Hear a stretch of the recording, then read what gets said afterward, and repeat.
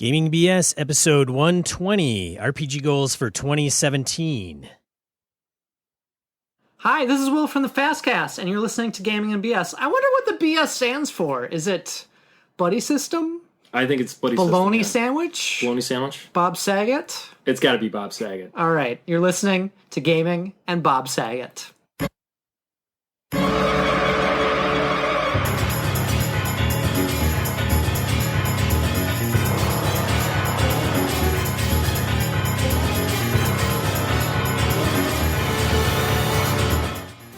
Welcome to Gaming and BS, a podcast about tabletop RPGs and other miscellaneous things of geekery, mostly RPGs. I'm one of your hosts, Sean.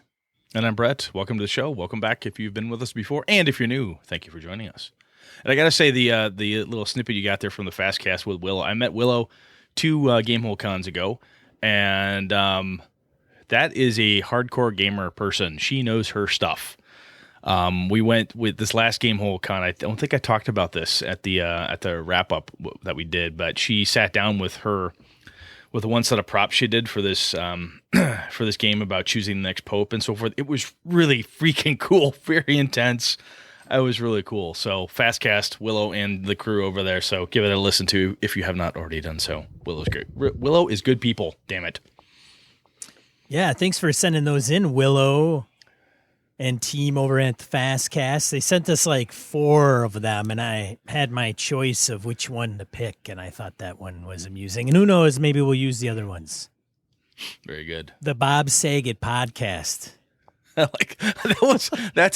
said an acronym I had not thought of before, so hats off in that direction. Very cool. Right. So announcements, I've pimped this a ton. EverCon is January 6th through the 8th. Holy shit, that's in like a week, pretty much. My team and I should say, not my team, like they all work for me or something, but the team that is local in the Wausau, Wisconsin area is already hard at work at the convention center getting things rolling. I have the luxury of being able to work remotely this next week, which means remote will be from Wausau, Wisconsin, while I head up there tomorrow night and then spend Wednesday, Thursday, Friday assisting with con prep and setup and goodness there. So I am learning more and more as to why Alex Kammer looks stressed out and a little tense as the con gets near. But he handles it pretty well. I just hope I have a similar level of grace that he and Josh did, and Andrew and the team over there. So, which means I'll try to only flip 1 or 2 tables. It's a walk in the park, man. Hey, what could go wrong? It's not like I'm shutting down an entire company's internet connection and having to turn it on in 24 hours. Right. Done that. Yeah. This is nothing. Worst thing that happens, I'll have a horde of angry gamers. That could be pretty bad, actually. I don't want a horde of angry gamers. They're crafty folk. Any other announcements, Sean? No. Still got the post-Xmas Day sleepies. No. Yeah, I'm freaking tired today, but... Oh, you put a floor in, too.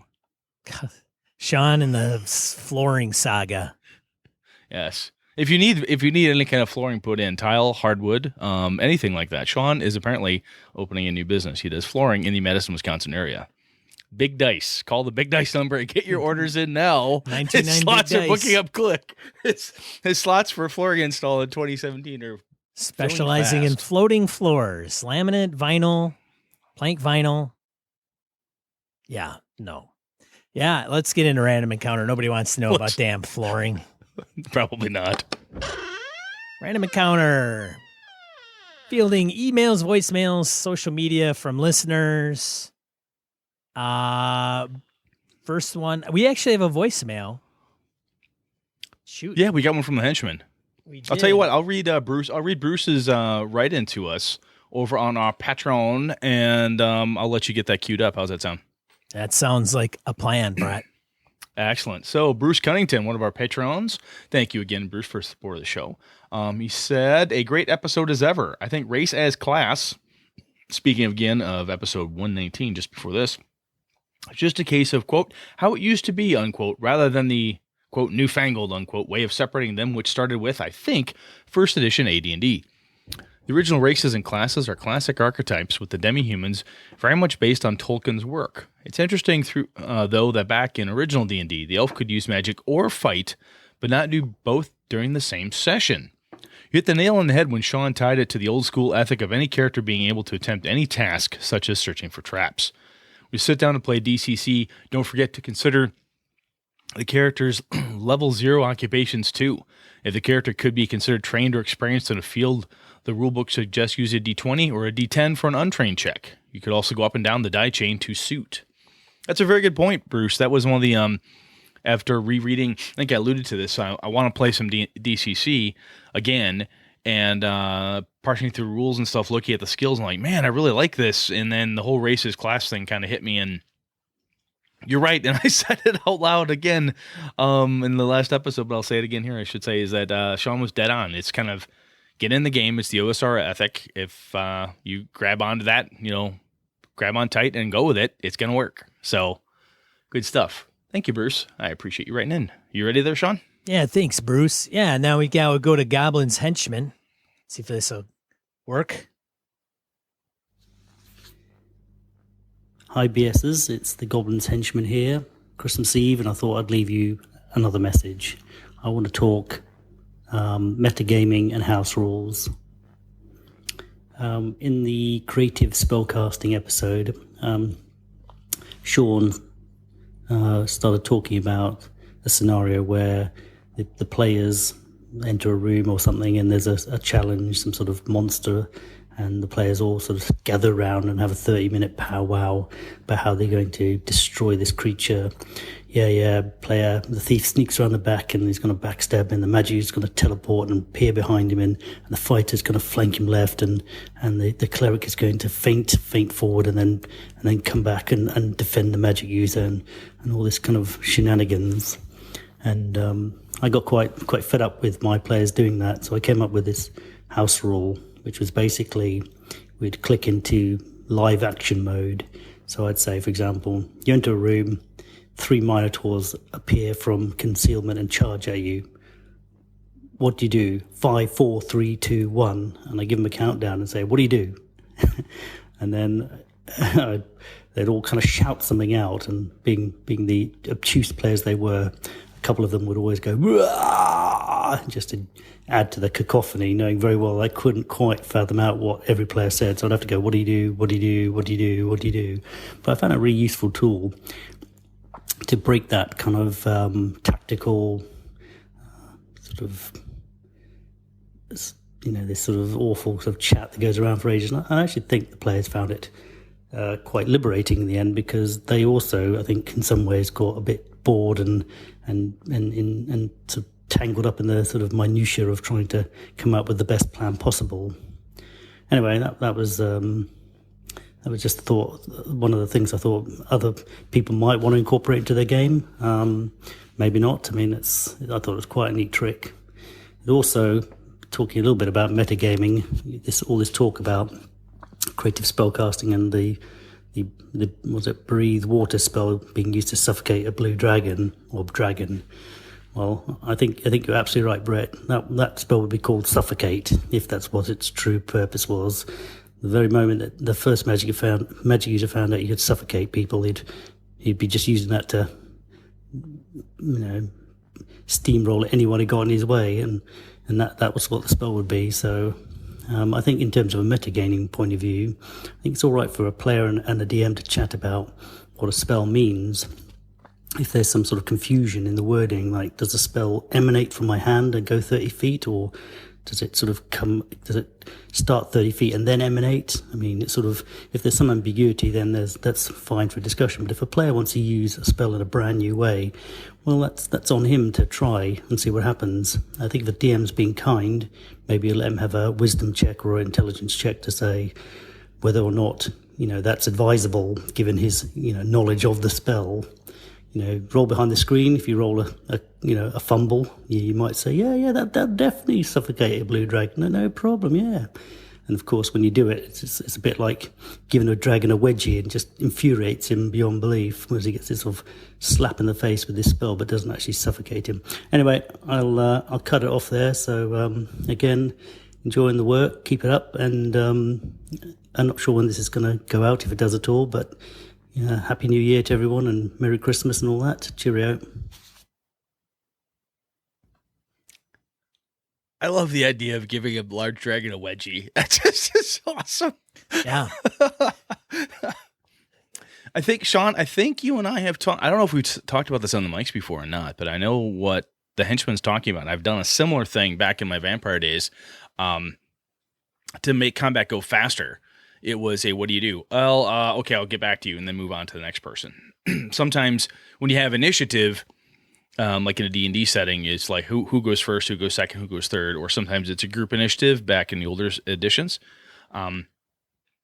Doing something, though. I think you talked about this, like go punch their face off, do something, go up there and whack the dragon, do something. You're a fighter with a +2 dragon slaying longsword, for Christ's sake, go do a thing. I think that's kind of cool to kind of cut back on. There's a time and a place for the metagaming and the discussions like that, but then other times it's like, no, we don't have time for that BS. Let's just go. What are you gonna do? You're being attacked. What happens? And it adds to the overall feeling of it. I like it. I love doing that type of thing. So I think it's a really good idea. What do you think, Sean? Yeah, man. Dragon ass during those types of situations, just like, come on. Coordinating an attack, I don't know. Like, if you've been playing long enough with the player characters and players, you'll probably have a good idea of what needs to be accomplished. But yeah, you got to move things along, man. It's fast, it's furious, it's crazy. Things are happening, going on, man. You got to get going. You got to get in there, start making decisions, make things happen, or else they're going to squash your face in. Exactly. I remember back in the days when I was reading X-Men comics, there was a fastball special, which was when Colossus would pick Wolverine up and throw him at things, mostly Sentinel robots. Use Colossus fastball special. I know what that is. Chuck. I throw the crazy mutant into things and he smashes them. And sometimes those type of events that happen in the heat of the moment become the, oh my God, I hope they don't pull a Panama, if you've ever seen the movie Sahara. Oh my God, it's a Panama. What is that? It's a thing that happened one time, and it's there's so much coolness that can happen in the heat of the moment. Something that turns out to be a staple attack or a staple plan of attack when ambushed by things like ogres. This is what we do with ogres. We do the ogre plan alpha or whatever it is. That type of thing can come out of it too, which is always a lot of fun. Very good stuff. Thank you for calling in, Henchman. Awesome to hear from you again, sir. Yes, thank you so much. And thanks for the New Year's well wishes. Or holidays, yeah. All right, let's get into the main topic, I guess. Yeah, let's crack into it.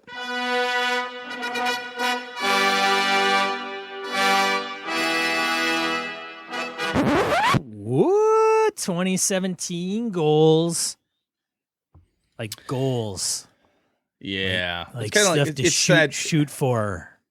Yeah, exactly. So I had to do end of year wrap ups for my direct reports and the day job. And did they meet their goals? Did they meet this? Did they meet that? And I thought, Sean and I have talked about a number of different things we'd like to accomplish. And some of them we have with the podcast. We get in, been able to work with Alex and the guys for Gamehole. That's a huge feather in our cap. I really like that.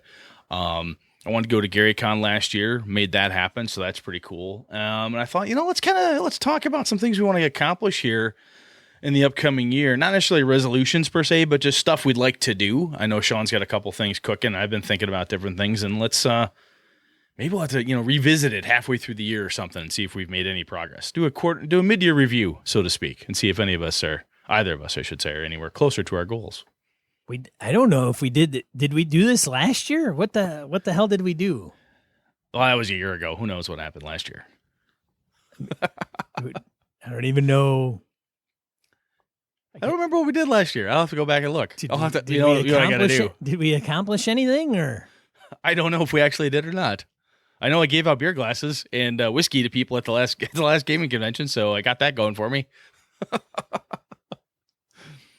So, Sean, in this upcoming year, one of the things that, gaming conventions, unless they're even if they're in our backyard, like Gamehole Con, it still requires time off from the day job, for preparation, getting there, and all that good stuff. Are you going to do GaryCon this year? I haven't signed up yet. I will go down there.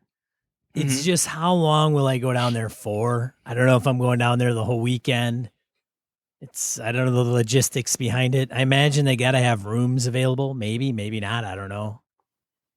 Do I sign up for events? Like for the first time in a while, Gary Con's kind of, I don't know why it's sneaking up on me, but I just haven't planned. By this time, I think typically I usually reserve a room in November or December for March because it's in March. And I haven't done any of that. I'm definitely going. I'm definitely going. I mean, I am almost tempted to just, I don't know, maybe go down there, crash in somebody's, maybe on a couch in the lobby. I don't know what I'm going to do. And I may not even sign up for a badge or events or any of that because we all know that it's never been right. So why even frustrate myself? I'm just going to go there, buy my badge at the door and go, yes, I would like a badge, please. And then I did that last year. But I did that last year. That's how I got in. And then when the DCC folks, when they run everything off grid, just go, hey, I'll play. When are you playing? And just volunteer to play games when they're off the grid. I mean, and you know what? Then I can't complain because I didn't have a shitty, bad event registration experience or any of that. Very true. Now, I do know that Gary Con is using the tabletop events this year. The same guys, JT and the team, who are doing the stuff for EverCon. And if they've implemented the system the way that my team has implemented the system, my partners and I, for EverCon, it should be pretty damn cool. However... Isn't it Gary Con 9? Yes. It's about time they kind of get their shit together, I guess, yeah. But anyway, I'm definitely going to go. I don't want to open up that ugly can of worms. I love I'm those definitely guys. Go. I really, really, really want to love them. Luke, Gygax, buddy. I love you guys, man. But you got to nip that shit in the bud. Well, hopefully this one will be the best one from that perspective. I'm going to be interested. If nothing else, when I get there this year, talking to Nick Ambrosio and Corey and Dave Wynn and anybody else from our listenership that's there, just kind of getting the skinny from their perspective on how it went. I think last year when I went to Gary Con, I kind of came and hung out, which was a lot of fun for me. Just talking to people, seeing what was going on, tour a little dealer hall, talk to Alex a little bit, talk to you, run into Jen Brinkman, talk to her for a bit, and just bopped around and just hung out with people the whole con. That was a lot of fun for me, and did a little card game stuff on the side, just kind of hanging out. Got to hang out with Doc and Jimmy quite a bit. Got to know those guys more. So I don't know what I'm going to do. I think if I, from a games perspective, I may do the same thing I did last year, is just see if I could get in on a pickup game or maybe do one of my own off the grid or something. I don't know. But I'm definitely going. Absolutely going to go. And of course, I have to go to EverCon. Sean, you've hinted that you may or may not make it. You're not going to make it, though. I see the face. It's not going to happen. I don't know, man. It's complicated. My con relationship. My con relationship is complicated. He's in a relationship. It's complicated. That's his con status. Sean would go up there and get snowed in. He wouldn't be able to leave for a week. And how would that be bad? I got a Jeep. I can't use that excuse anymore. You got a 4-wheel drive. You're fine. I know. Yes, EverCon. So I'm thinking it's just shitty timing, that con. What? No, traditionally it's been held there, and honestly, I'll tell you what, shitty timing is any con, right? Honestly, anybody, anywhere, any game. Oh, Gen Con's at the shittiest time of year for me. It doesn't matter when I pick it. There's going to be a shitty time. Somebody somewhere is going to say, "Oh, you put EverCon, you moved it. Now it's right on top of GaryCon. I can't go to both." Oh, for fuck's sake! So that's true. That's a very good point. Can't win for trying or lose for trying or however the hell that phrase goes. Anyhow. I don't want to be there, man, because it would take the spotlight away from you, Brett. Mm-hmm. And I surely don't want that to happen. No, that's what I need. I need spotlight. That's what I need. Yeah. Well, you don't need it, but. So can I convince you, though, to do a motorcycle trip up to Queen City Conquest with me? Holy shit, would that be a blast? That would be a fucking blast, dude. I mean, that's the way I want to roll, man. I don't even know if I'd I know you do. My ass would be sore as hell, but yeah, but both ways. That ride back would be oh, dude, it was. This is a long time. It was kind of okay on the way out, but man, now looking back, holy shit, that's going to be what What's Chris? How long did it take Chris? Was it a 12, 14-hour ride?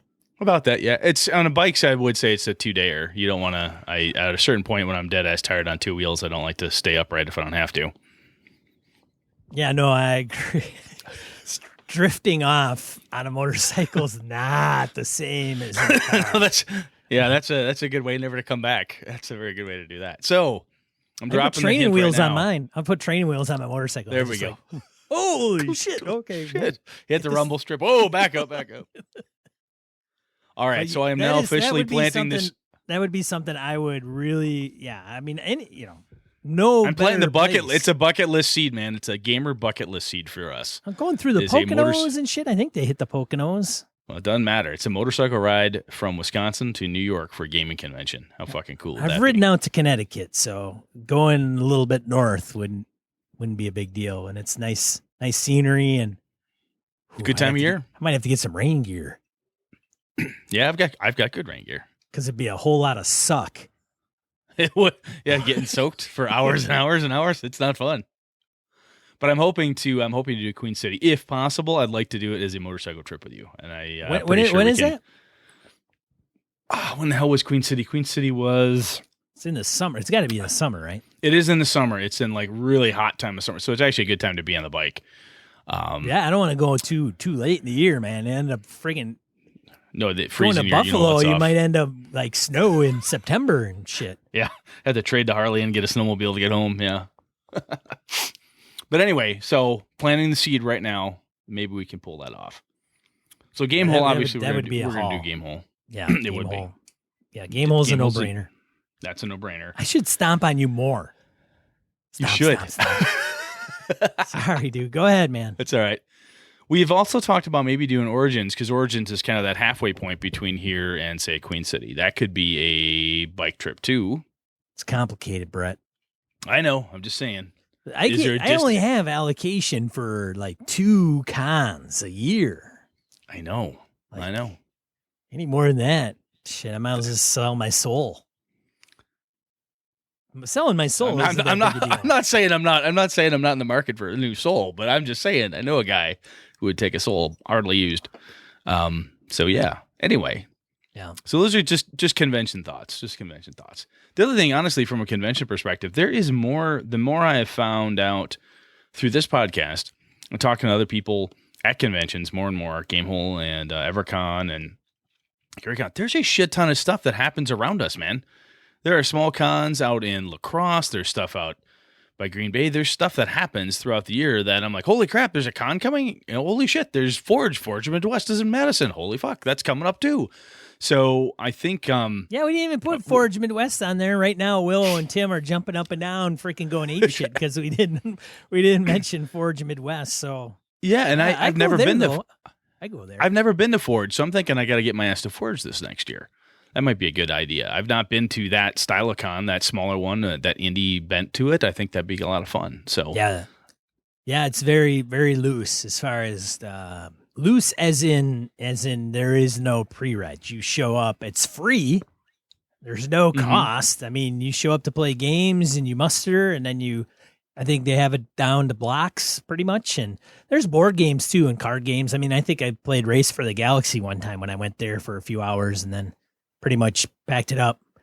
I mean, I went there. I mean, it's literally 5 miles down the road, if that. yeah, and that's one of those things. Again, I just got to find out the schedule when it is this coming year and see April. what I got to do to make it happen. I believe That's a it's in good April. birthday gift to me. Then I'll figure that out. Okay, so Sean, we've talked about different games. I mentioned this already. Dungeon Crawl Classics. I want to run. After I'm done with my Traveler game with my home group, I'm going to get some DCC action going. Been reading a lot about it, talking to Jen, Bruce Cunnington, other folks online that are big DCCers, and damn it, I'm going to run like a longer campaign type of thing. We're going to get some pretty cool stuff going. I want. Are you going to run a funnel, dude?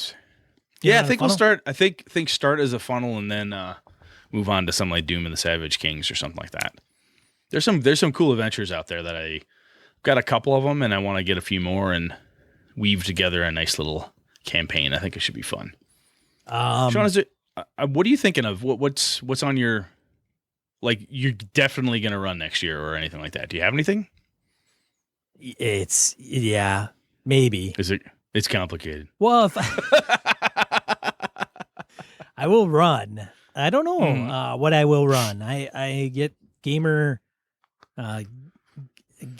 attention, like, I don't want to say a deficit disorder because that's comparing it to an actual disorder and making it gaming based is. You're more like a ferret in a glass ball factory. Ooh, shiny game. Ooh, look at that game. Ooh, this game's boring. I want to try this other game. Yeah. So I will probably look to run maybe Knights Black Agents, maybe some Savage Worlds, maybe D&D 5e. For running wise, I think, and maybe MASH. MASH is a Kickstarter for Powered by the Apocalypse, which is during the Korean War. Did you get in on that? Of course, I got on that, Brett. Just checking. I got a lot of Powered by the Apocalypse, and it's probably here it is. This is a true fact. Savage Worlds and Powered by the Apocalypse games are probably the two game systems I have the most of. Well, and you run and play the least. And I run and play the least. D&D is probably in there, but I'm not, and that D&D spans all the editions. I don't really count D&D, but I would say because Powered by the Apocalypse, they're all different games, just the same system. But I would say, yeah, that system and Savage Worlds, yeah. Anyways, I don't know. I gotta rectify that. I gotta rectify that. Well, if nothing else, the fact that you have that much. The cool part about, like, when I play Dungeon World with Chris Nizak, I'm like, wow, this is a great one shot type of thing too. So even if you wanted to do, like, I want to play Blades in the Dark. If that damn Kickstarter ever fucking shows up on my doorstep, god damn it. When I get Blades in the Dark, I want to run that. Evil Hat's under that, man. It's good. I know. You got Fredster at the helm now, and he's probably getting that shit done. Like that guy, what's his name, John? Yeah. Well, I mean, he was probably in over his head, like after it funded like absurdly crazy. I think so. Yeah, it's all good. No, Hark. I know Brett's getting impatient as shit, but. Well, when the project's a year late, I get a little cranky about it. So when that shows up, I want to run it. Stab. Poke. But when that shows up, I want to run it, and I like to play it, and that's one of those that I think would be so. We've talked about doing this type of thing before too, where we have like a game day, like a Saturday or something, where you and I and maybe get I don't know, Jim or Humfleet or some of the guys in the area, maybe pull together and run a bunch of different games, maybe on a day. Or do something like that. It might be kind of fun to run a couple Powered by the Apocalypse one-shots or something back-to-back. Or 2 or 3 of them, maybe. I don't know. Hobbs mentioned that, too, at GameholeCon. He wants to maybe have one. He's talked about throwing in gaming swap, like bringing games and people swapping games and playing games. And he's willing to come up. I don't know how many people from the Isle, Illinois, the Illinois is willing to come up, but I think I got a good facility over here on the north side of Madison. We got a big rooms, lots of tables and chairs. I mean, lots, relative speaking. It's probably at least 20 tables, maybe. Might be worth looking into. And I don't know if it even costs anything. I don't know. The community rec center. Anyways, I'll tell you the thing with like the MASH Kickstarter, Blades in the Dark. I'm also in on Invisible Sun Kickstarter and Astonishing Swordsman and Sorcerer's Hyperborea, the second edition of that I'm in on. So when those drop, I definitely want to play those. I want to grab those, read them, and get them to the table. Oh, I'm also on Swords and Wizardry. Did you get in on Swords and Wizardry? I did get on that one. Yeah. So it's something OSR I would like maybe to run. I don't know. I'm on the fence, man. It's kind of I'm whimsical. I still have a very big heart for Star Wars too. Because Rogue One, man, it's like, yeah, let's Age of Rebellion, let's blow some shit up and be part of the Resistance. I'll tell you, I haven't seen the movie yet, but that trailer you're dead to me. Get him off the that air. Trailer Somebody got with an me initial more. with B start. Come on, I'm now hiring. No, Nice. God damn That it. trailer got me more fired up actually than the other ones did. So I will see it, just not yet. I haven't had time. I Too busy can't. trying to kill my stuff. my biggest beef is that I wish they would have developed some of the characters as just a bit more. But what are you gonna do? It's Star Wars. Only so much time. I'm hoping maybe I'll pick up the book. Like there's a book called Catalyst that talks about, it's a Rogue One story, which talks Okay. about, I won't go into the movie, but it's a precursor to Rogue One. Okay. That might have more info on the characters then. Makes sense. But I'm more interested in some of the characters that come to fruition in Rogue One, and maybe they'll have they're not going to have a book on them, but anyway. Fair enough. So the other Star Wars, Star Wars. Totally. From another OSRE type of perspective, I want to do Lamentations of the Flame Princess. I have my buddy Lenny and Alpha went out there running. There's a small game going on with my home group. I'm not able to make it, but I'm rearranging my schedule this next year. I'm going to say no to more stuff than I have, and say yes to some of the things I want to do. I've kind of overextended myself a lot in 2016, but I have a Lamentations of the Flame Princess campaign ready to roll with that group, so that's going to be a lot of fun when that happens. It's a small subset of my core group in my hometown, but that'll be fun when I get to that. And I did pick up the Black Hack, that little $2 PDF off of Drive Through RPG. Vecchione talked about it quite a bit, how much he liked it, and I read it. It's all player facing die rolls, man. I did not know that. I read it and I'm like, so this is D&D and everything's player facing. That's pretty cool. It's got a bit of, which makes me think Cypher system. I'm like, I have Cypher. I haven't run Cypher yet. I should probably try that. We should try to do an OSR. We'd have to get somebody else. Like we had to get a true OSR freak on the show to talk about. And the whole purpose of the show would be to outline the differences between each, like picking like 5 or 6, maybe 5, maybe 4 major OSR-ish games. Swords and Sorcery, Labyrinth Lord, whatever, Lamentations, throw that in there, like 4 of the big ones. And then explain the differences between each single one. Because I think why would I play this one versus this other one? What does this have that the other one doesn't have? Right. Oh, it's got ascending versus descending armor class. A big freaking deal. Like, is that a big enough deal? I don't know. Maybe it is a big deal. I don't know. But Brent Newhall, I bought his PDF on Drive-Thru, and he went through like 15 different OSR. Oh, yes. I've got that one as well. I picked that up. And while it was okay, like it goes into much more of the mechanics pieces, I think, than anything else. And maybe it just comes down to those mechanics. But anyways, I digress. Interesting. Huh. Yeah. So the one game I've got coming, it'll be later in the year when Invisible Sun lands on my doorstep. That one is going to be. I heard it runs itself. Like you don't have to do anything, Brett. You just like, hey guys. I just open a box and let it go. Yeah, it's like it's automated. It's fully automated. No prep. You could do it when you're not gaming. Like it's not. It just happens. Yeah, there's no time set aside because I don't have any time. So this is like the perfect game. It's like, this is it, man. You open the box. I'm fully expecting like to get notified like, hey, you're in Brett's Invisible Sun game. Do this. Like, go to work and you'll get 3 XP. And I'll be like, sweet, woo. Sweet, I'm already doing this. I love this game. And there's a door in your office that's a portal. Sweet, yeah, all right.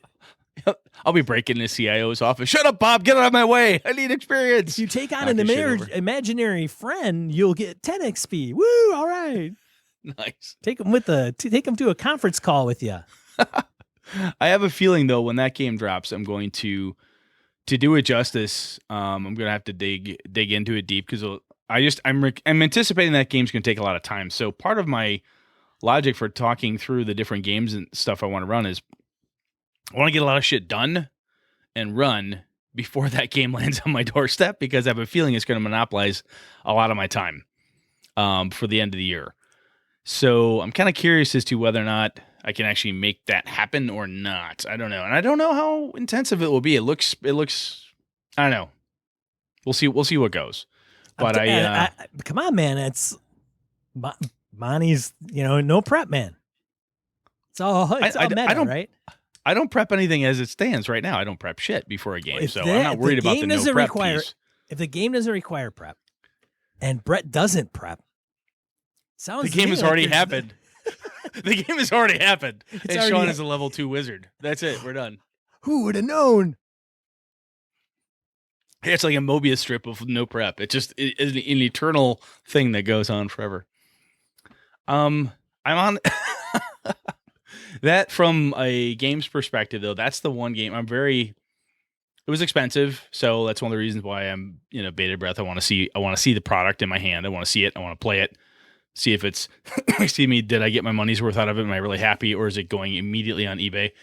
I'm just dying to really understand what this thing is all about. Like that's part of it. I want to dig it. John Arcadian is probably going bonkers. He's probably got 500 websites he's probably developing for this game, so he could bot people all over the web and put little secret messages in every single one. I mean, that guy better be making bank because that is time consuming as shit. Yes, it is. But I think it's gonna be intense. I think just from reading, understanding, and if it's not, it'll be the largest letdown in my gaming career. I think my gaming hobby career. Be like, I don't think this game sucks ass. I don't think he can. I don't think that's bad. I don't think it's gonna bomb that bad. I mean, I don't know a shitty product from Monty. Some people will argue what shitty products Monty's put out, but I mean, fair enough. Arcana Evolved. I mean, it's still a D20 based kind of RPG, and it may not be your thing, but I don't think it was very popular, huh? Was it? No. I'm just saying it wasn't like a big steaming pile. I mean, right. To your point, it may not have been uber popular, but it wasn't crap. Well, yeah, and Monty's strength may be setting, right? Somebody might say that Monty's strength is maybe more on the setting pieces than the mechanics. I don't know. That's debatable, but we'll see. We'll see. Yeah, man, I'm dying to know what this little treasure chest of fun is going to be. The other game I have is 7C. I picked it up at Queen City Conquest. I was very fortunate. I knew you were going to pick that up. I told you that when you went out there. I'm like, yes, you did. Brad well, I had a chance to hang out with John. I got to play 7C with John. I got to buy 7C now. Actually, I was very fortunate, and I mentioned it before, is that Wayne from Advanced Insight happened to have a second copy on him. Did you get it signed by John? Yes, it did. Whoa, hey, now that of course it did. Throw that sucker on eBay, man. See what you get. Yeah, exactly. No, but I like the mechanics and how it flowed and everything. And I'm like, that could be a really fun game too. So I've kind of got a list of. What I'm looking at next year is kind of like, what games do I want to run that are campaigns, and what ones do I want to run that as I want to try this and get a taste for it, like the Black Hack. I could easily sit down and say, you know what? Here's some pre-gens. I'm going to do a dungeon crawl or this adventure with the Black Hack. Go. Yeah, that was fun. We had a good time. Thanks. Excellent. Shelve it. Done. Yeah, I tried that. The Invisible Sun, I don't think I've got the same ability. At least I don't think I'm going to want to do like a one-shot with it. Cipher System or even Swords and Wizardry or Astonishing Swordsman, I feel confident that I could sit down and pick up an adventure for it, or I could run a one-shot and be comfortable, say, that was cool, that was a lot of fun. You know, I'm going to run this at a convention sometime. I'll take this to GaryCon with me, and I'll run Swords and Wizardry or something along those lines. I could see doing that. And DCC, as I said, I know already I'm going to have a campaign built out of that.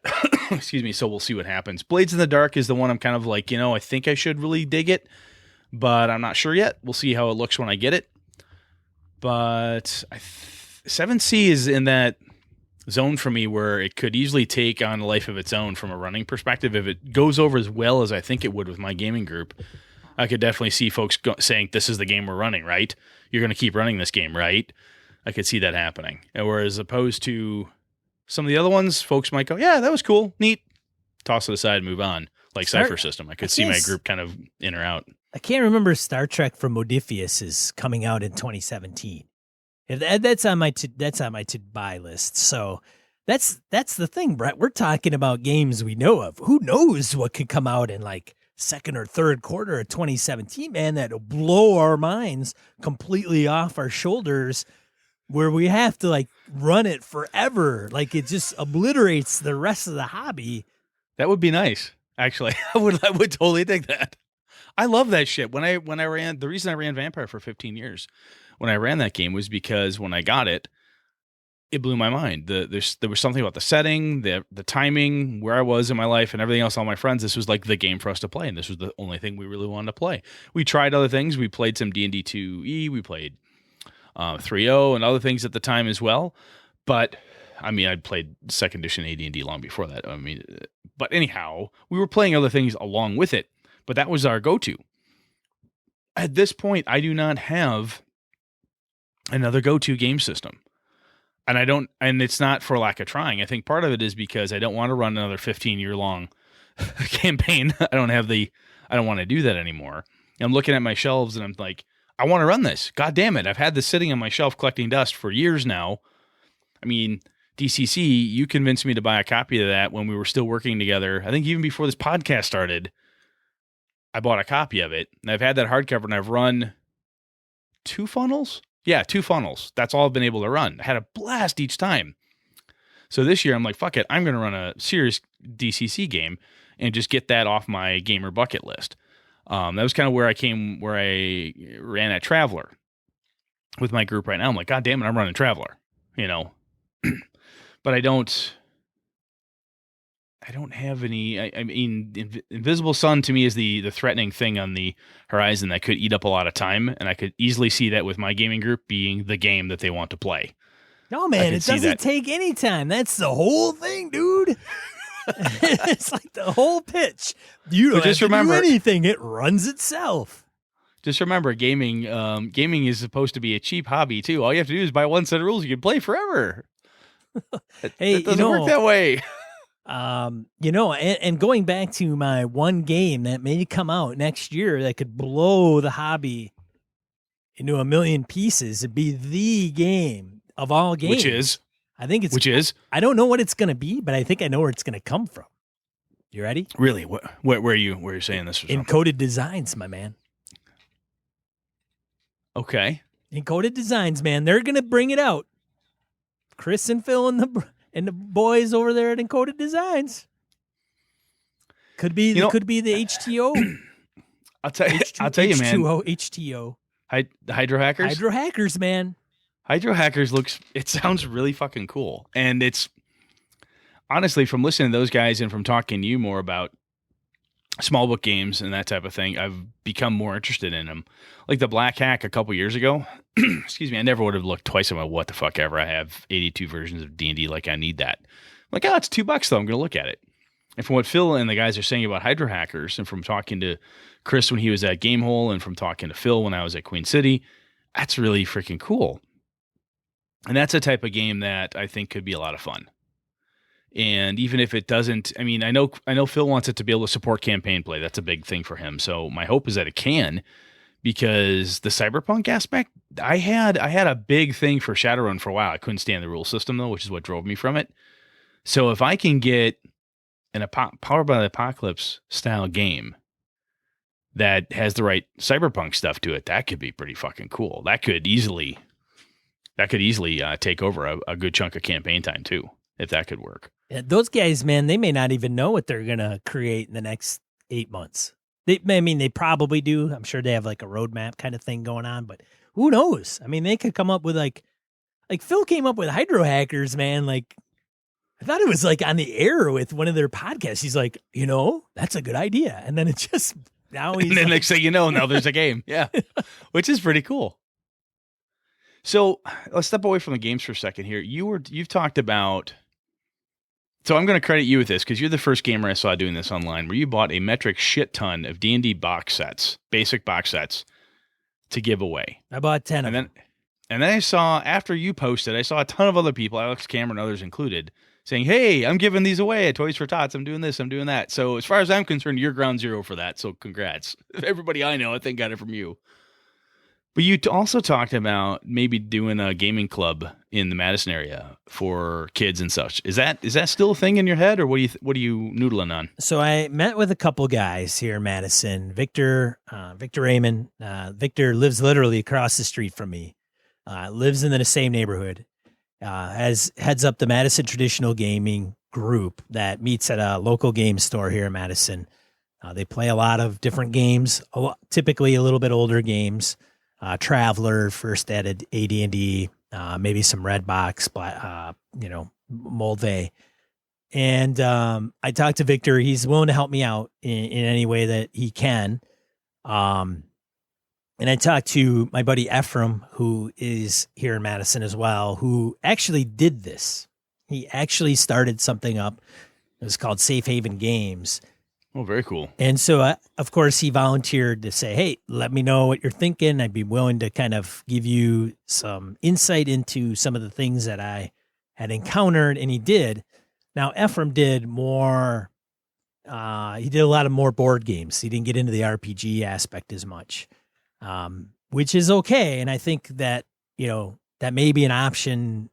But then, he got a lot of support from third parties like, hey, here's a bunch of board games. He's like, great, thanks, and then ran board games.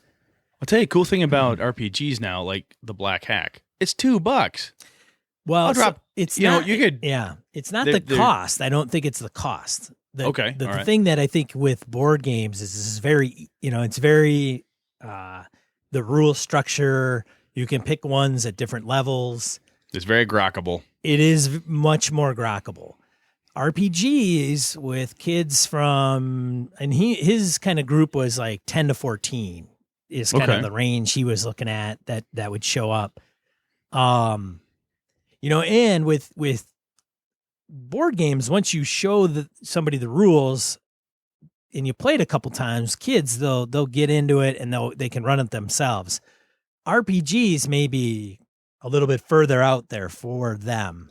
Starting out, like if they've never run an RPG, they're not familiar with playing an RPG, the curve may be significantly increased. Well, I talked to you a little bit about this with the DC Everest Gaming Club, the thing that where EverCon had started from. And I got involved by showing up at EverCon because of my buddy and listener of the show, friend of the show, Chad Knight.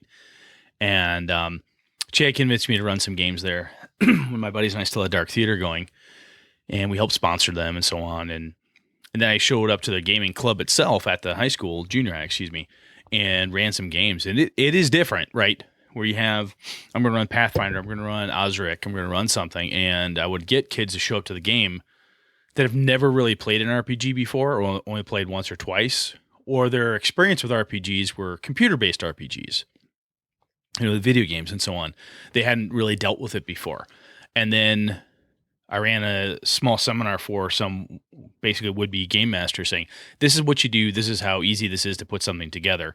And then on the side, my buddy Zave and a few others talked to people who are very interested in playing about how to basically be decent players, right? Be giving and forgiving, help the game master and so on. And don't be complete jackholes just because you can type of thing. So I in short version, I get where you're coming from, that it is probably a bit of a challenge.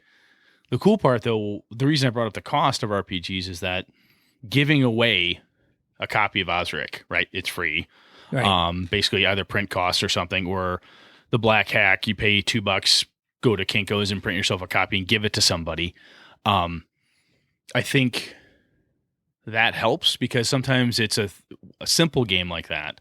You can give it to someone, they can walk away with read, and they come back. It doesn't have a shit ton of options. It doesn't have all of the feats and stuff of, I'll pick on Pathfinder or GURPS. It doesn't feel complicated. It doesn't feel very crunchy. It's very, very simple, dirt simple. And that, I think, is a good intro to have people get into it. And when they start talking about, I wish I could do more or this, then you can pull out the big book, thud. Oh, you want to do more? You could read this book.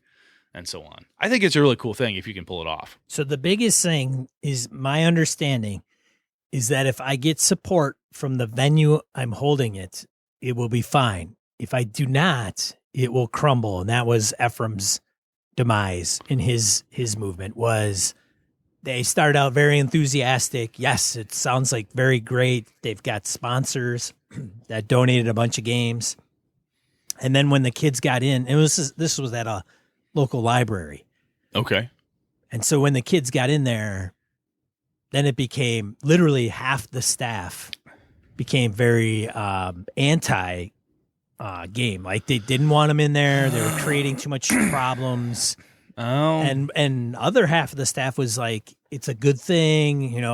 I mean, Ephraim got them to clean up their area, push in chairs, even comments from some of the staff that said, I can't believe you got them to clean up after themselves because they would never do that normally. So there's like good qualities that come out of it, but literally half the staff completely alienated him. Like those that were really friendly up front were like, I don't even want to talk to you and see you because and I don't care what, whatever. I have my own opinion of Madison, Wisconsin. I get it. I get what he's saying though, right? Is that if you do take it to a venue like a library or whatever, you do have, it's office politics, right? Something that sounds really good and then pisses somebody off, then it becomes a horrible thing. And running everything at a game store, sometimes you feel like you're preaching to the choir, right? If you're trying to get kids into a thing or people, adults even, into a thing, running it at Pegasus Games in Madison, it may not necessarily be the best venue because anybody who already knows where the store is kind of they're already a convert, right? Right. Interesting. I'm just afraid that up front it will be a good thing, but in the end, people will be, I don't know. I could go into it. I don't want to get into it right now. I kind of know what's been gone. Management has changed over in this library. So I think that there may be an option where some of those bad eggs, and I say the bad ones that did not encourage it after a few meetings have moved on, but it's really going to be coming down to the youth services piece. And if it's not there, it's not there, but I can't have these guys and gals going across town to an FLGS. It's just not practical. It's something that's no. In the neighborhood. You're doing it in the neighborhood for neighborhood kids, and you can't drag them across town to, on board or something. Yeah, kids are going to be obnoxious. They're going to be loud. You're going to kind of roll. You got to, know the deal, Brad. You got kids. I got 5 of them. I teach taekwondo for children. This is a lot. It's a lot of fucking work sometimes. And I may be getting in over my head, but nonetheless, it's something. Well, I'll tell you what. I mentioned this before off the air, but I'll say it here on the air too. Is that if it's at a time I can help, right? Yeah. If it's depending on the schedule and if I can work it in, this is one of the things that I would like to say yes to, because part of it for me then is I can pack any of my kids up that want to go.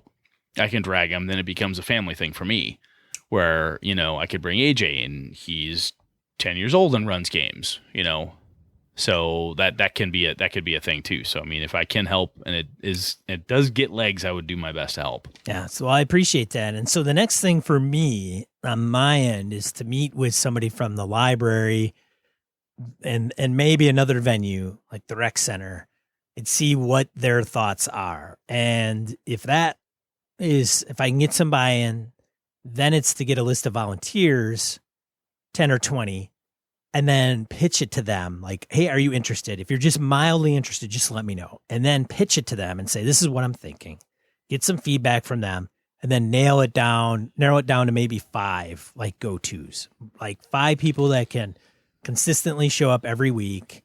Yeah. Who's really going to buy in? And the rest of the volunteers are good, but you need kind of a core set, I think. And Victor's kind of mentioned that and that would help. And we'll see. The end goal is to get kids turned on to RPGs and then get them to run their own stuff. Yeah. I mean, it's really that simple. And me to not do it like after 6 months or a year or whatever that time period is.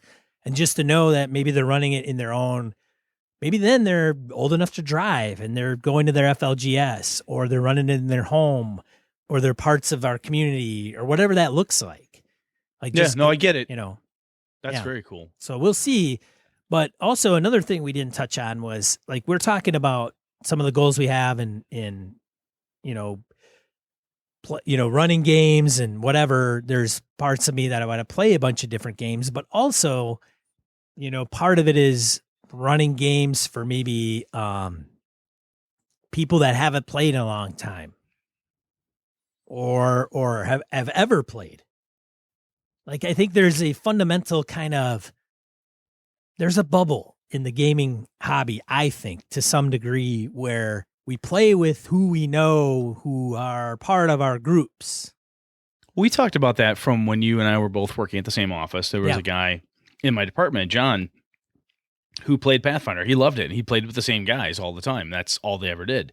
And the hobby is such that is absolutely a legitimate way to engage in the hobby. Yeah, absolutely. There's no knock against that.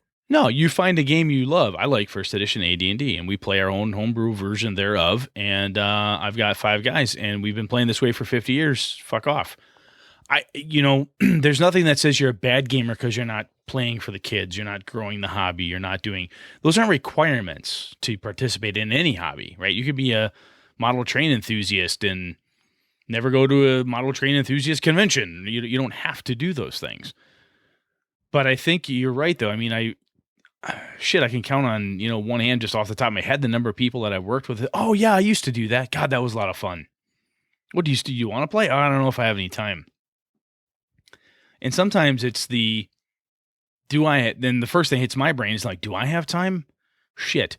Because what I'd like to do is get this dude to play because it's fun. He seems like a good person. She seems like she'd really dig this, and she used to play in college. How do I get Ange into my game, Or what do I have to do?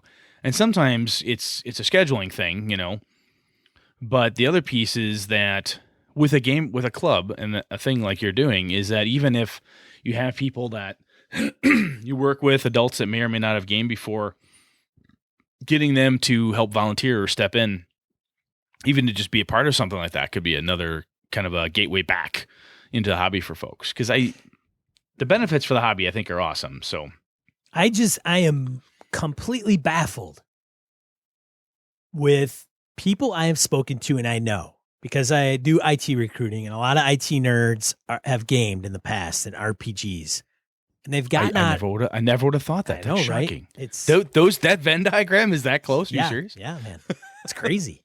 And we got into it. Brett and I, or whoever we speak to, got into it because maybe an older brother had a game, and they perused their shelf, or they eavesdropped on their brother or sister's game. And then, or somebody brought it up, like an older friend at a school brought it up. Whatever it was, however somebody got into the gaming hobby, unless it was a sibling, very rarely was it somebody's parents. And now the folks that got into it are now parents. And some of them got away from it. My kids know it because of me, right? Right. So, and we've got away from that. Some of the folks, right, they've discovered, whatever, other things in life, and they maybe brushed it off as something that, you do as a kid. You play the RPG, and you don't do that as an adult, whatever. Unfortunately, it's okay.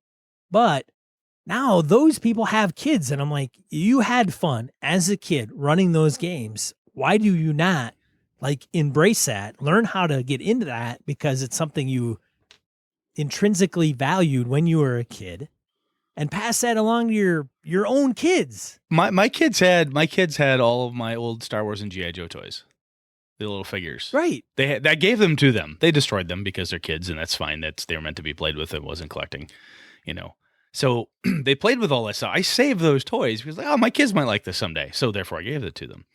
The reason I have multiple copies of the games I love the most is because I have more than one child who I'm going to want to give this stuff to. When Connor came up and said he really liked 5th edition, I grabbed my spare copy of all 3 core books and said, here you go. Really? Yeah, go play. He's run it a couple times for his friends, and he has fun. He reads the book, so I catch him perusing them, making dungeons and stuff. He's 17. He likes doing it. Yeah. He's going to go to the Air Force. He's planning to bring those books with him because I've told him military men and women like gaming. Oh, cool. I'll find more gamers. Yes, you will, son. Bring them with you. That is funny. The other thing that's interesting to me, and you've mentioned this before, is it's like, do you go bowling? Yeah, every Wednesday. You can game every Wednesday. There's no different. No. There's no difference. There's perhaps a weird social stigma for some folks, but fuck all that. There is. You're a grown man or grown. Yeah, I know there is, but you're a grown man or woman. I don't have to explain myself to anybody, it's anyone I don't care about as to why I want to go play D&D with my friends. I don't care what you think about that. I have had many people look at my LinkedIn profile and they're like, "You're a tabletop RPG gamer. Holy shit." And they will email me after I decline them from a job and they'll be like, "Dude, what are you playing?" Like, or something along those lines. Like, They don't even want the job anymore. They just want to know, wanting what you're doing. They're just wanting to be like, "Hey man, you're cool because you play tabletop RPGs, so do I." But on another subject, with the tabletop RPGs and kids, I got a friend of mine. I love him to death. Went to high school with him. And when I talked to him, I'm like, "Hey, when are you going to turn," because he played D&D, probably not a ton, but he did. And I said, "When are you going to turn your two boys?" He has two boys. I'm like, "When are you going to turn your two boys?" And he has a little girl, but she's like 18 months old. And I said, "When are you going to turn your boys on to role-playing games, man?" He's like, "Oh, yeah, I don't know. My youngest he's more nerdy than the other one. He's really into sports." And I'm like, why is it that parents like they get in? Oh, man, I am not a parent, right? Okay, disclaimer. But, there is a huge bend towards sports like soccer, football, baseball. I'm like, how about freaking role-playing games, God damn it? You're muted, Brett. You're not muted? I was losing my mind there. Oh, you're losing your mind, so you didn't want to speak on the air. Half the guys what I'm saying? I'm like, God, there's. I totally get it. Hey, half the guys everybody doesn't have to be a players. fucking jock, you freaking doof. They could be scientists and be nerds and be brains. Like, hey, we've inherited the earth, man. Half the guys I gamed with were soccer players. Hardcore soccer players. If you're a jock, that's cool. I like smart jocks that are nerds too. Oh yeah, I teach taekwondo, I hunt, I do stuff. I'm not like a jock athletic guy. It wasn't never my thing in high school. But for Christ's sake, the one does not preclude the other. Right. One is more socially acceptable, though. Yes. However, this is a whole nother ball game. Oh, good God. We could go crazy on this. So anyway, short version, I think it's really cool that you want to do this. And if I can help, I will. And I think it would be a really cool thing to do. So, hey, I want to, unless you got anything more to say, I want to transition because I think this is a good transition point because. Let's do it. All right. So let's get in. So I put this out on our Google Plus community and Facebook, and we got a lot of good folks that had chimed in and listed what they want to get into. So I posed the question, hey, what are your 2017 RPG goals? Not resolutions or anything. So we'll read right through them. We'll just go right through one after the other. And if there's a comment that's warranted, we'll do that. Otherwise, we'll just go through and Brett, you can start. Sure. Joe Swick, he said, I'd like to finally wrap up my Horde of the Dragon Queen game, get to Gen Con and Gamehole Con, maybe Origins, and play more games. Joe, goddammit, you better get your ass to Gamehole Con this next year, man. That's all I'm saying. Mo, the game father, Tusino, reduce the pile of shame to 0, at least for board games. I don't think it's possible for RPGs. That would be the unread, Brooke. That would be the unread games or unplayed. I have a pile of that, too. Kevin Keneally says, start a DCC campaign and playing some Dungeon World. I could get behind both of those. Now, Good see, stuff. I wanted to transition to this because I also want to look at some of the folks that are in our community that are like, I really want to play this game. I've never had the opportunity to play this game. And then I can go, hey, I'm running this game. Would you like, it'll be one shot or maybe That's a 3 session. Goddamn good idea, dude. Right? Yeah. Oh, dude. We just say, hey. Look at you. Or you get the gaming community that says, like, you get somebody like Hobbs, who's like big OSR, and says, I say, hey, I want to play OSR. I want to try that. I've never tried it. Hobbs goes, hey, let me run a couple session game for you and get a taste of it. Then we can spread the love all over the place, Brett. Oh, I like it. All right. We're all touchy-feely here. Chris Taylor, make it to Gary Con and possibly Gen Con. If you haven't been to Gen Con, I think everybody's got to go at least once. It's good. Chris, if you make it to Gary Con, I'll be there for sure, and Sean will be there at least one day. So Gary Con 10. If you can't make 9, 10 is supposed to be, it's the 10th one. Yeah. So they're kind of they're gunning for that one to be a pretty big one. I don't know. People are even planning special events for that one already. So, holy shit. Yeah. So Forrest to Gary, number 1, I'm working on a super secret RPG project for clients. This will consume a great deal of my time now and a great deal of my other gamers' time once it's published. I and the publisher feel that this is going to be a big deal. Number 2, also working with Stormlord Publishing on what looks to be an awesome DCC adventure. Very cool. 3, he wants to play more Call of Cthulhu, carry his AD&D 2nd Edition Greyhawk campaign to the point where I can turn it back over to my co-DM and have fun doing it with lots of demons and such. Let's see, what else has he got here? Monthly release of the Glowburn podcast. Forrest does have the Glowburn podcast out there. If you're not checking it out, do so. Take his Mutant Crawl Classics campaign to the next level with lots of intrigue. And he wants to do other stuff. I will chime back in. I am working on a writing project with Phil and Chris, 2 different efforts with them from the Misdirected Mark space. I'll talk more about one of them later on, but Phil and I are cooking up a little something, so kind of cool. Again, one of the things I looked at 2017, and when Phil approached me, I'm like, yes, I will say yes to this, and I'll say no to a couple other things. I'll do this thing and unschedule other stuff. So anyway. Ronin, stop wanting to run everything, follow through with one game for a while. So he wants to be a little... He sounds like he's got a little Sean disease there. God Yeah. damn, I don't want to run everything. Just give one game. He doesn't want to be polygamerist. He wants to be monogamist. I'll tell you, though, they're the cool thing for me, and Monogamist. monogamist. Once I got away from believing, or in my head, this is just Brett's head saying, a campaign has to be this multi-year, real-time, oh my God, motherfucker, huge event. When running a campaign can be, 4 months, 6 months, smaller time spans, it's allowed me to play more stuff. So that's helped me quite a bit. Very cool. Mo came back, and he said he wants to be a guest on Gaming NBS. I subsequently replied to Mo and said, pretty low bar. Well, I'll tell you what, we tried to talk about board games a while back, and wasn't necessarily our sweet spot. So if we could get Mo to talk about some board games, that could be pretty damn cool, because Mo seems to know a thing or two about gaming. Yeah, and it would be diversifying our host, like our show, because Mo is Canadian. Yeah, we've got a couple guys in the UK. We've got the mongrel down in Australia, and then we'd pull in our Canadian contingent. That would be cool. Troy Tucker, get a weekly or bi-weekly game going with mature, like-minded people. Good luck, brother. Yeah. He Carl doesn't want to be around the guys like us. the slap ass RPG table, with people that fart and talk about stupid crap or whatever. I don't know. No, I hear you, dude. Hey, Troy, good luck with that, buddy. Good luck with that. The last phase, the like-minded people, that is how, when people have asked me, how do I have a game group that's lasted 20 plus years? Just because we're like-minded gamers.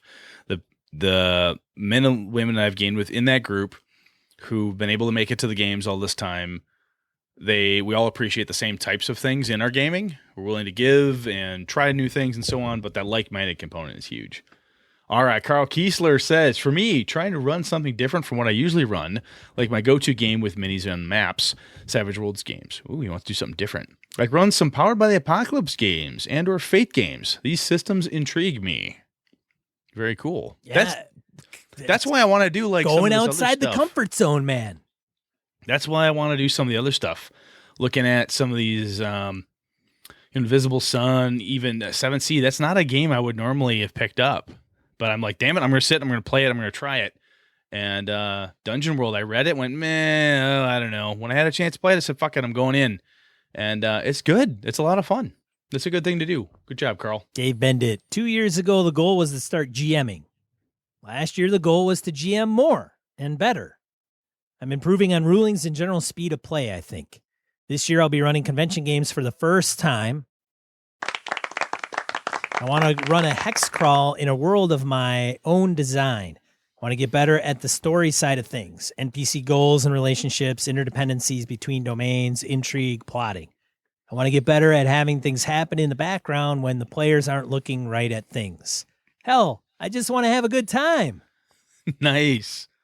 I'll tell you, though, the convention thing, I didn't think it was a big deal when I first started running games at EverCon. And GameholeCon this last year was my first really larger convention to run games at, and it was a blast. And there's something to be said about being able to pull it off and do it well with people you've never met before. Each of the games I ran at GameholeCon, no one at that table had ever gamed with me before, so that was fun. It was a good time. If nothing else, Dave, I'll tell you, man, when you run the convention games, you can pull out the old staples, those secrets, those things that your regular core group is sick of seeing. These are like men and women. They don't know that stuff yet. You can totally pull out the old go-tos. Matt Bonhoff from Deshrika. He says he wants to try a LARP. Oh, Matt, I'll tell you, man, I have done LARP. I have tried LARP. It is fun. If you can, give it a shot. He says he also wants to actually complete one of his own game designs, get his, quote, outreach to non-gamers, unquote, program for a local con going. See, there you go. Tie it in a little bit. Yeah. Totally tied in. Tim Jensen, I suppose I'll keep playing home games, play a ton of new RPGs at Forge Midwest and Gen Con, and attend a few local cons like I do every year. I look forward to seeing some of my wife's various games getting finished and published, which he's referencing Willow. Actually, being a guest on Gaming and BS would be fun, too, because I have opinions. Yes, he does. Tim does. All Tim, the way from Tim, the I'll tell you, Grumbling man. Dwarf, he'd always chime in with some gaming suggestions. I'll tell you, Always. Tim is a good dude. I've met him now in person twice at Gamehole. Good guy. Knows his stuff when it comes to gaming as well. So when he speaks, I tend to listen. I don't know, Brett, if I've ever divulged that or if Tim brought it up, but Tim ran like a 25 year, something ridiculous vampire game. Did he tell you that? Do you remember that or no? I think he mentioned it once when I met him. I think he mentioned it. He either mentioned it or you mentioned it to me. Yeah. Yeah, it's something that close to what you did. Yeah. That's cool stuff. Yeah. John Henry says, get my custom game to the table.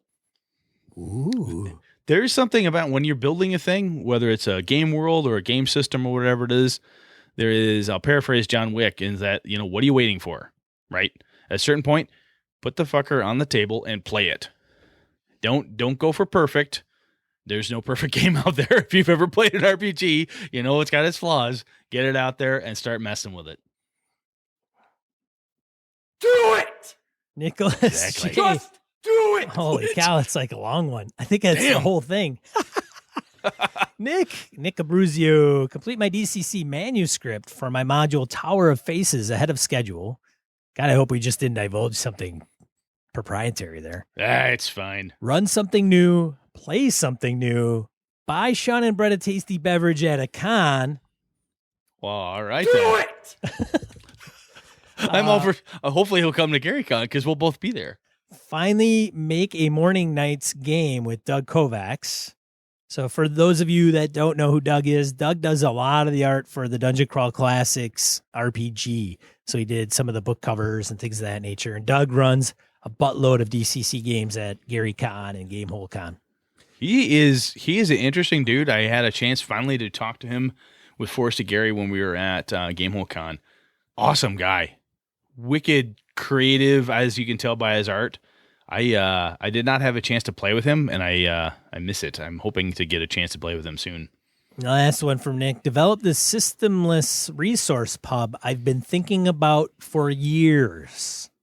Oh, Ooh, that's a big one. That's a big hill there. If he's been thinking about it for years, Nick, 2017, baby, right. That's the year to do it. It's totally your year. Matt Martinez says, my main goal this year is to run a game at OrcCon. I've been looking for a good sword and sorcery adventure to use with Crypts and Things Remastered. So far, the Zoth adventure, The Spider God's Bride, is the front runner.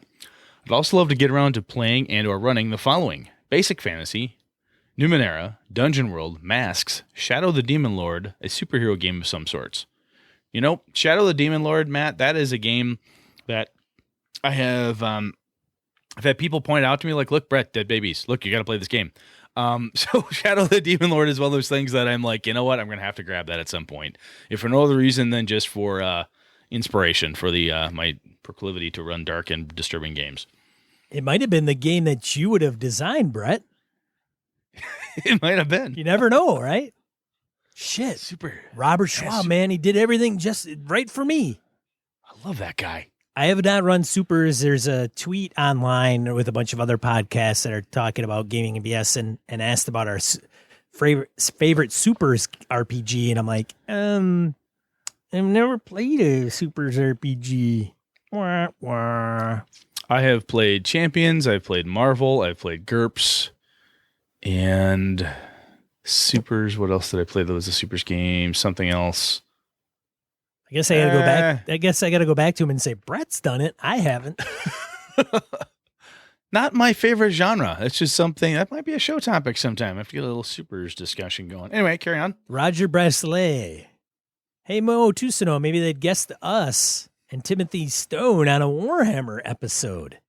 Ooh, that could be epic. My goal last year was to read more novels and reduce my pile of books. That didn't go so well. This year, my goal will be to read one of my RPG books each month. I'm interested to see how well that goes.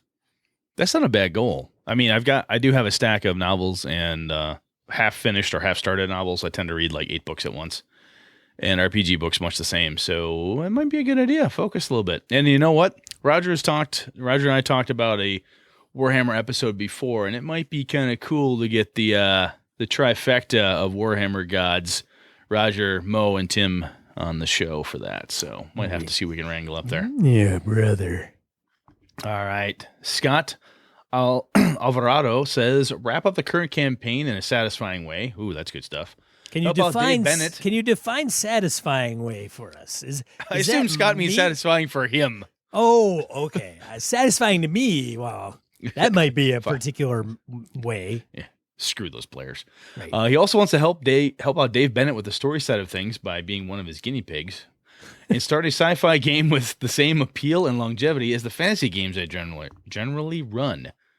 I tell you, Scott, that was another reason why I did Traveler, and when I did my Murder City stuff was to try sci-fi. That was totally outside my comfort zone. I had not done sci-fi in a long time, and I'm starting to kind of eyeball the superhero genre, and much the same as like, you know what? There's no reason I can't run that. I like superheroes. Why don't I give that a try again? So good luck with that one. I like it. That's a good one. Jim Ryan, get back to actually gaming again instead of just wishing for it. Oh, Jim, you deserve it. Oh, that's not the damn button I want to hit. That was totally not the right button. Right. Get back into gaming, Jim. Do it. Finally run a mini campaign in one of the worlds I've put together recently. I've got an overgrown, low population, centuries beyond post-apocalyptic fantasy world. A Da Vinci Punk, multi-species science fantasy mashup world, and a tragic dawn of civilization game, all in desperate need of playtesting. Ooh. Attend at least one distant con I've never been to before. Gen Con and Fear the Con are high on this list. So Fear the Con, you listen to Fear the Boot. Fear the Con's down in St. Louis. Definitely worthy. As a matter of fact, very good group that puts that on. I have not been there. That may be something that Brett and I could put on the list is go down to Missouri. I don't know what month it is, but that's not that far. That's 4 hour right down the road, Brett. Shit, I didn't know that. Yeah. Fear the Con. Fear the Not Con. bad. I don't know if it's at fearthecon.com, but that's something to check out. We have to give that a run. And last, we have Jim Fitzpatrick, last but not least, of course. He says, run a game at a con. As we said before, that is a damn fine goal, Mr. Fitzpatrick. Finish writing my Cypher System module. Start a campaign of The Strange. Finish my series of articles on adapting D&D skill challenges to 5e. Very cool. So now, since we recorded all these, we get to check back on all of these people. These folks can come back and listen to this episode a year from now and see if they've checked them all off. Hey, why not? Thanks for everybody for commenting, by the way. Thank you so much. Absolutely. And it's, like I said, it's not necessarily resolutions. No. Fuck it, it's revolution time, goddammit. Not asking for resolutions, but it's interesting from a gaming perspective. If nothing else, once you've been gaming for a long time, and you get that stack of books on your shelf, you get that horde of ideas, I found that it's best for no other reason than it is the start of a new year to start going through my head and say, okay, what am I going to do next? What's going to come after this? And try to put together some kind of a game plan of sorts where I can say, all right, you know what? I am going to do these 5 things and I am going to try this. And part of it to me is going to, like I said, coming down to I have to say no to a few more things to make sure I can hit some of these markers, but I think I can make it happen. It'll work. All right. Thanks for everybody chiming in. Let's get into die roll. Die roll. 2 to 4 miscellaneous points of gaming and geekery we want to share with you. Brett's got 3. I've got a few. I'm poured on. Brett, go ahead. Sounds good. We have a black goat that was sacrificed on an airport tarmac in What? Pakistan. What? Huh? Yes, a black goat was sacrificed on Pakistan's tarmac near an ATR-42 aircraft. Yeah, I don't necessarily know why. Didn't finish reading the article, but God damn it, that's a cool thing. That's one of those things you read that, you're like, okay. Hey, if there is a Shub-Niggurath black goat of the woods of 1,000 young, if there is a Cthulhu Delta Greenie thing going down, right there, you have a plot. There is also, I posted this in the community on our Google Plus page. I think I may have got out to the Facebook group as well. However, there are pics of a deep sea fisherman's catches. These are some disturbing goddamn underwater critters. For no other reason than, again, for my love of Cthulhu and so forth. Look at this stuff. This is the shit that underwater nightmares are made of. Good stuff. And speaking of projects outside of here, Chris Nizak, myself, Kevin Lovecraft, Tom Flanagan from Knights of the Night, Emily from She's a Super Geek. We got together and we have started our Streets of Avalon actual play podcast. It is dropped. It's on. I've got a link in the show notes. Misdirector Mark Chris has done the editing, added some sound to it. It's really cool. It's episode 1. We're going to, we've got some more in the can, as it were, that Chris is working on. We're kind of, I hope people like it. It's based on my Avalon world that I've talked about on the show now for God knows how long.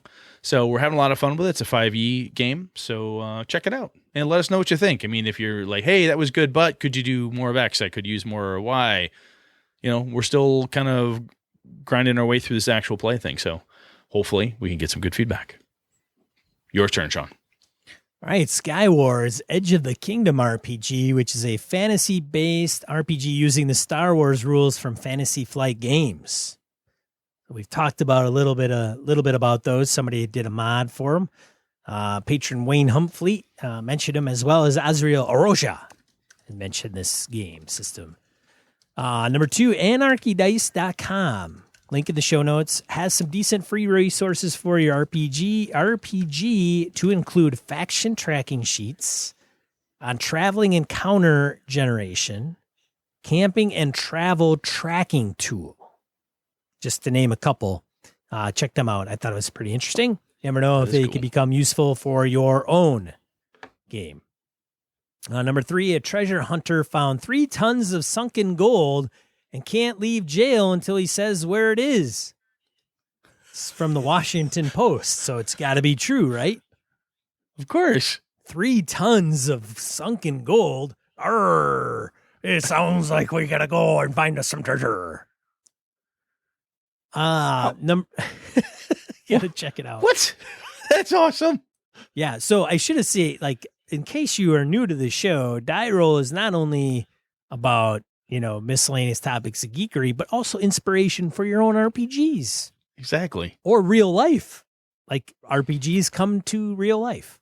I mean, a treasure hunter locked away. This is like, God, shit. Now I can't remember the Count of Monte Cristo. I mean, this is like the guy in the Count of Monte Cristo stuck in a jail cell. Oh, hey, I know where some stuff is. This is, oh my God. They reference a guy. Go I think his reference name back to our jailbreak episode. Go back to the breaking out of prison episode. This is the hook that gets your players out of prison to go find 3 tons of sunken gold.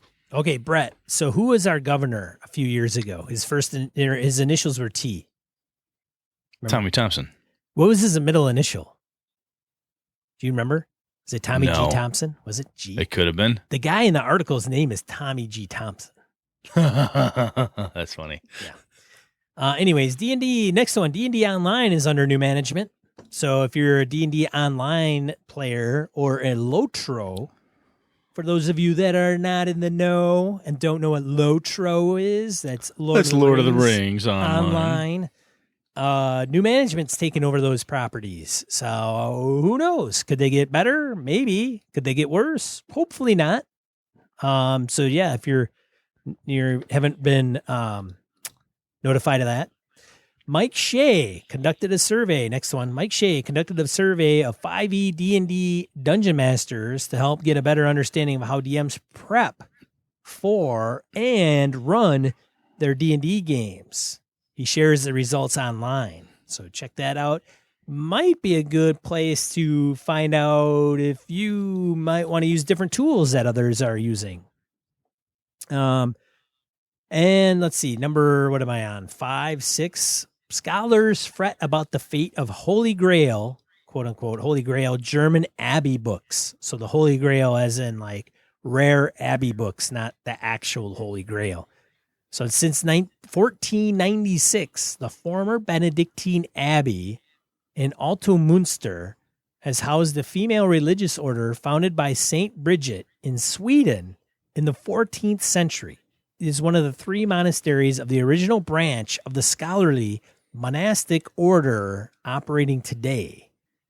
But with its numbers in decline, Sister Apollonia now lives there alone. The Vatican requires at least 3 nuns to train novices to become nuns, prompting the decision to shut the abbey down.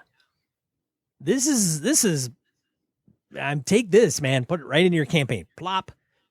So there are some crazy amount of books there.